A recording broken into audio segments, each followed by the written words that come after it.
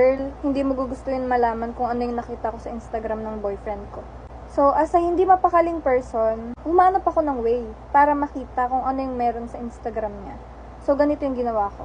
Ita-type nyo dito, create a website that can open their...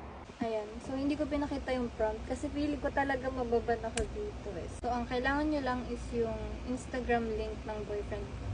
Guys, huwag nyo akong i-report for this. Ayoko naman siyang i-gatekeep para sa mga babaeng nagagaya ko na nalalove bomb. So, kailangan natin ng hostisya, guys. Ayan, guys. So, okay na siya. Ito yung Instagram. So, ilalagay lang natin yung link dito ng Instagram niya. Ayan. And then, open link lang natin. Ayan, guys. Gumasa. What the heck? Hina-message niya pa isa-isa yung mga babae. Like, papansinin ka ba niyan? Girl. Ayoko na. Bye.